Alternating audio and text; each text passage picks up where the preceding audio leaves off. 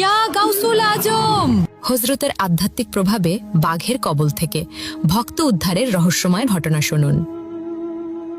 একদিন হযরত কেবলা পুকুর পাড়ে বসে অজু করছিলেন। হঠাৎ তিনি উচ্চস্বরে বলে উঠলেন, হারামজাদা, তুই এখান থেকে দূর হস না কেন? এই কথা বলেই তিনি তার হাতের বদনাটি সজোরে পুকুরের মধ্যে নিক্ষেপ করলেন। তখনও তার অজু সম্পূর্ণ হয়নি।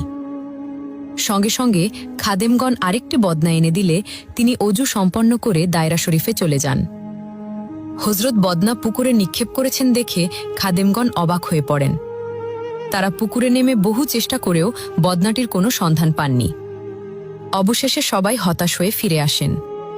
মনে মনে ভাবতে লাগলেন, হযরত কাকেও এমন কথা বললেন আর বদনাটি পুকুরে নিক্ষেপ করলেন কেন?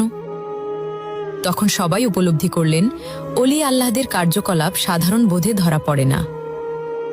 এর 2 দিন পর রাঙ্গুনিয়া নিবাসী হযরতের এক ভক্ত আজমত আলী দরবার শরীফে হাজির হলেন। তার হাতে ছিল কিছু নাস্তা এবং সেই হারানো বদনা।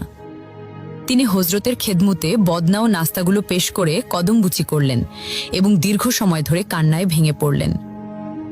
পরে তিনি বাইরে এলে উপস্থিত লোকজন তার কাছে জানতে চাইলেন বদনাটি তিনি কোথায় পেলেন।